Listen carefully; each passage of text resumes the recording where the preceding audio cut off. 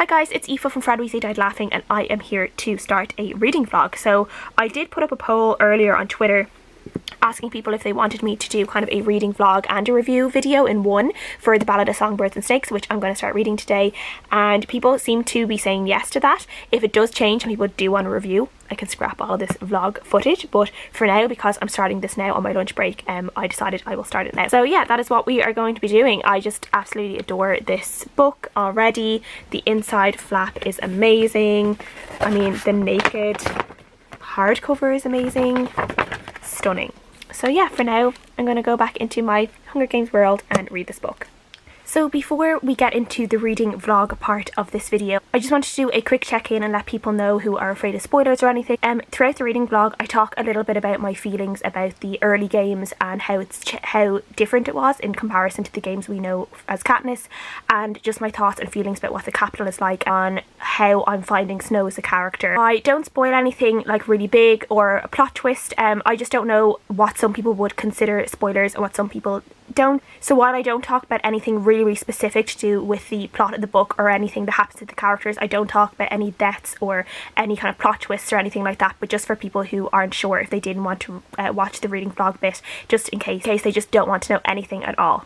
I'm leaving my review part of this video completely spoiler free, so you can go and skip on ahead to that.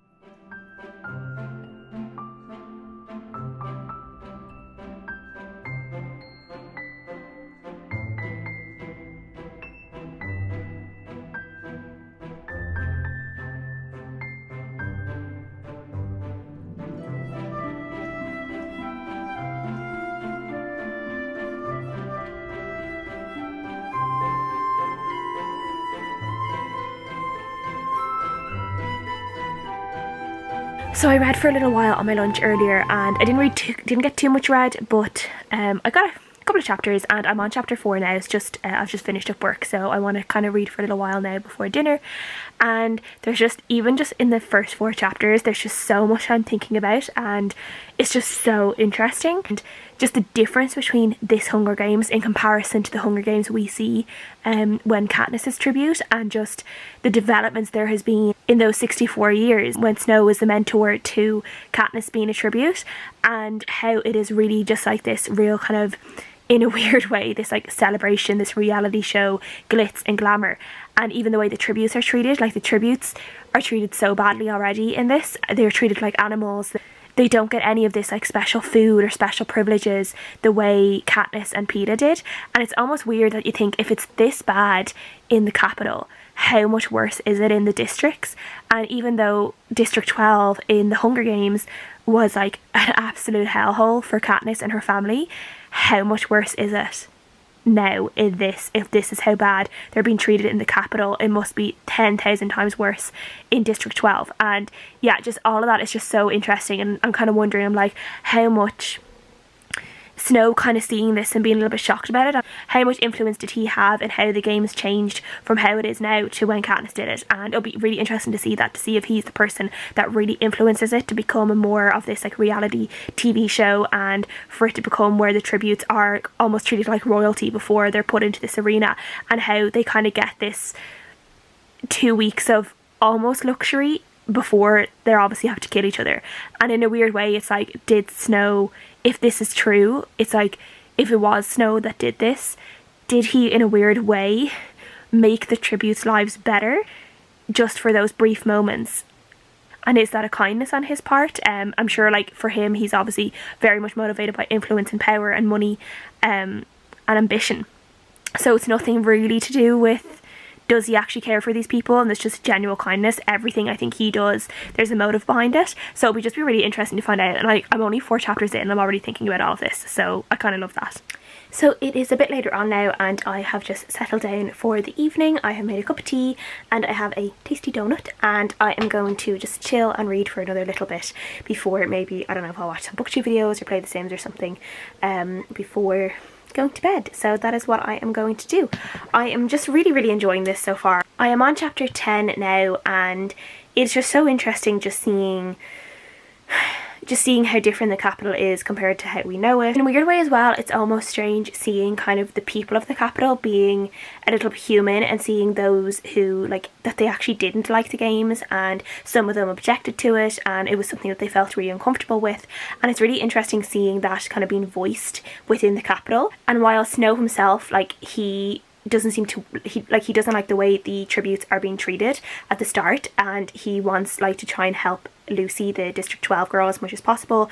He's not really doing much to, like, stop the Hunger Games. He doesn't seem to be that interested in finding a way that it couldn't happen. He's still very much invested in it happening, and him getting a rise of power through how Lucy performs in it, and how Lucy is perceived by the public, and through her stardom in a way.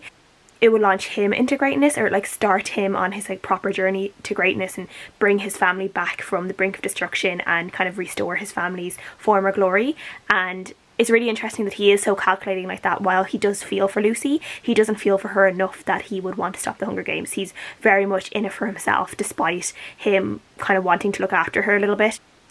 But it is fun. Like, we're still only, like, at the very start of it, and as I said, it's still one of those ones that just makes me think a lot. And because the Hunger Games is so fresh in my memory, it's just really great to be able to think about all these things and really connect them to what I've just read in the original Hunger Games. But so far it's really well written, and it's the Hunger Games but a completely different side of it. I always wondered myself when I was reading the original Hunger Games kind of what Haymitch was seeing, and how he was monitoring Katniss and Peeta's involvement and progress in the arena, and how he actually, like, got sponsors and arranged all those kind of things. That was something I was always really interested in, and we saw it a little bit in the movies, but I don't know if what is shown in the movies is actually what, like, Suzanne Collins would have wanted to be in the book. So this is, like, a tiny, I guess, part of it, but it's really more the start of what would eventually be Haymitch's job as a mentor. It's nothing, I say, like, they're still, like, wildly different, but it's very interesting just to see the start of that process and see where it kind of began. It is Tuesday evening now. I've just finished work, and I'm on chapter 21 of the Ballad of Songbirds and Snakes, and we now know who has won the 10th Hunger Games, and there has been a massive shift in what is happening, and particularly with Snow and his circumstances. I definitely just have no idea what's coming next, and I'm very excited for this part, which I guess is really going to probably make up most of the rest of the book, and just see what he does and decisions he makes, and for himself and his family. The Hunger Games that we have read up to this point have definitely, like, it's really obvious to see that this is, like, one of the most pivotal Hunger Games. This is the Hunger Games that really birthed the Hunger Games that Katniss was in. It's the first one where they had mentors. It's the first one where they brought in sponsors, where they started thinking about different arenas, different things about how they showcase the dead, host death interviews with the mentors, talking about the tributes, even just as simple as, like, feeding the tributes and keeping their strength up while they are in the arena and before they're in the arena. And it's just so interesting for someone who just loves the Hunger Games so much, and just to see the birth of it, the birth of what we saw in the 74th and the 75th, and seeing how different it is in the 10th, and how the 10th really, I guess, is in a way the first real one, I think. And to be honest, thinking about the 9 that came before that one, it must have been absolutely horrible. So I'm definitely looking forward now to seeing what Snow does next. He's definitely not a nice character. He's not someone that, like, you really feel sorry for, and maybe it's because you already know what he becomes and the terrible person he becomes, so it's hard to feel that sympathy for him when things kind of don't go the way he wants them to. But again, I just definitely feel like everything he does, there's always a calculating act behind it. Definitely a survivalist in the same way that Katniss is a survivalist in the first one, but in the way that Katniss is a survivalist, she survives for herself so she can feed her family, and she survives in a way that she still extends kindness to others, where Snow, he might extend kindness to others, but he's not doing it to be kind. He's doing it to try and figure out what is in it for himself. You definitely get that with everything he does. Everything is calculated. There has to be something else. Nothing is as simple as it seems with him. He's always thinking ahead, and he's always thinking of what he can gain from different things that he's doing. And I just love that character. He's a character that, again, while I don't necessarily hate him, but I don't like him either, but he's definitely a really intriguing character to follow, and I do think Suzanne Collins did do a really good job in deciding to take the risk with him as the main character, because it's definitely risky, and yeah, I'm just really excited to see what comes next.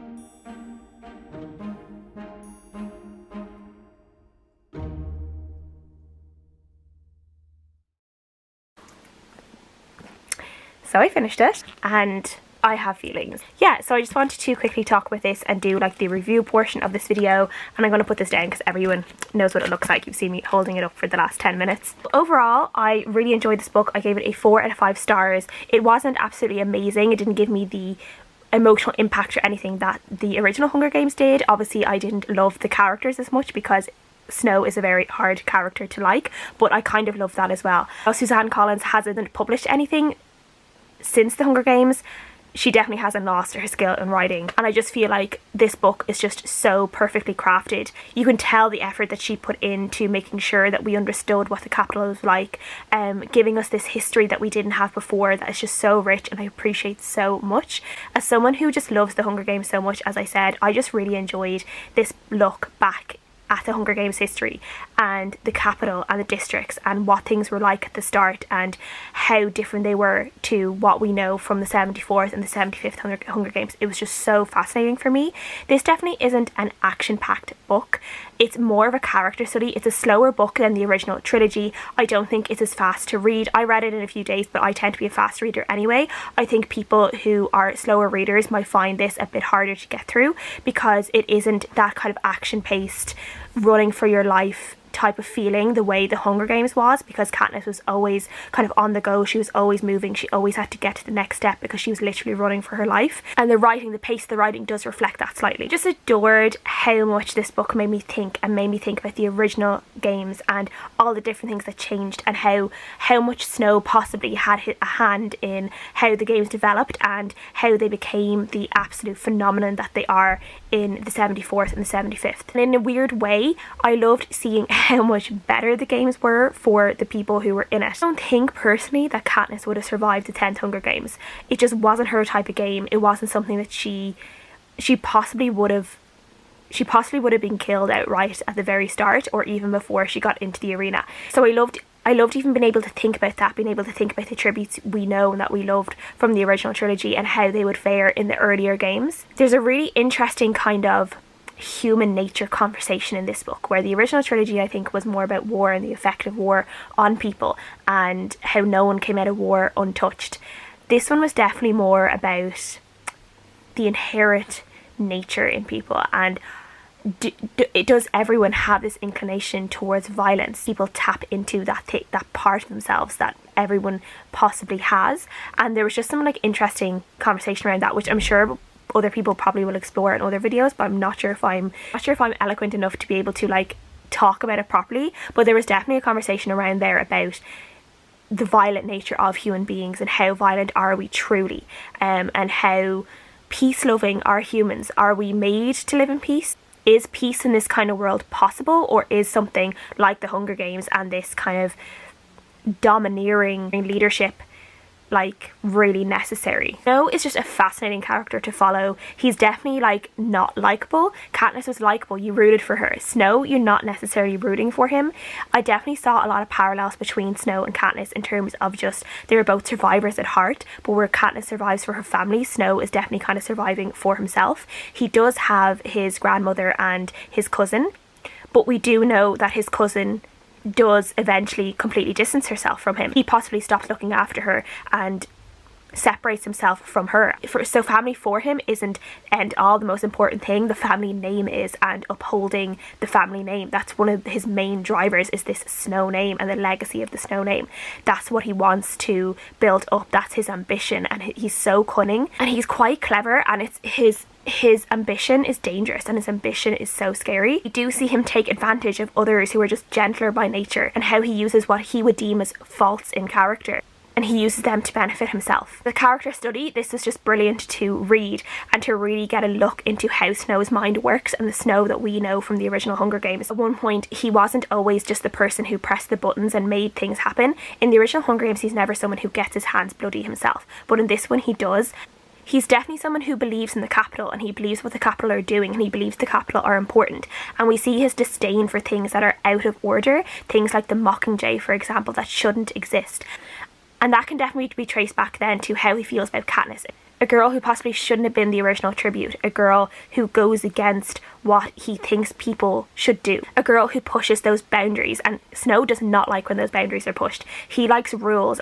He likes knowing why things are there and why they should stay, and just all the decisions he made, how that built up the President Snow that we know, and the President Snow who is a true game maker and knows what he's doing and how to manipulate people and how to get people to do what he wants and how to scare people without really doing much, is just, it's so perfect. And I think Suzanne Collins did such a great job building this Snow up, a Snow that we never really got to see. We always got to see the Snow that was scary and the Snow that was intimidating to Katniss, but we never really got to know who exactly he was. This one we really get a good idea of the type of person he is, how his mind really works. As I said in a clip, I think Suzanne Collins played off a really risky move in deciding to do a 500-page book about a villain, about a man who is literally a child murderer, and I think she just pulled it out of the bag. I think her risk paid off, and I think she created a really amazing book about a really complex character who is a true villain deep at heart, but is someone that is just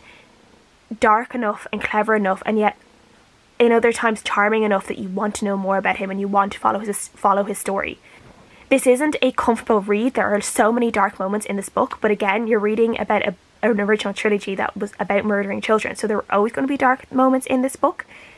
This isn't necessarily for sensitive readers, but neither would I say would be the original Hunger Games. But this one definitely took things almost a step further in some ways, even to how human beings can be treated by another. Some ways in doing that, it's reminding us of our own true history and how in history human beings did treat other people that they thought lesser than themselves. The last third of the book was definitely a little bit slower for me, and I wasn't as interested in the story maybe. The pace slowed down even further. I think once the third part really starts, that'll probably be a make or break moment for a lot of readers where they really decide exactly how they feel about the book. You do definitely miss in this book the action and the glamour of the actual Hunger Games, like moments that are always there and following a character that you want to read for, fighting for their lives. You do miss the kind of the rush of that and the fast pace. But again, this isn't really an action book. This is a character study. This is about a history of a place and the history of something momentous and something that became this huge thing. I really enjoyed this book, and again, while it's not perfect, it's not a 5-star read, it is a 4-star read, I still got so much out of it, and it's a book I will continue to think about. It's a book that I will probably continue to have different thoughts about and interpretations of. So if you've read this book, please let me know below what you think of it. I would love to discuss things with different people. If you haven't read the book, I really hope you enjoyed it. If you do pick it up, for anyone who might be commenting down below for spoilers or anything, maybe just put a little spoiler warning on your comment so people aren't spoiled by accident. But thank you guys so much for watching. I hope you guys enjoyed the video, and I'll see you guys again next time. Bye!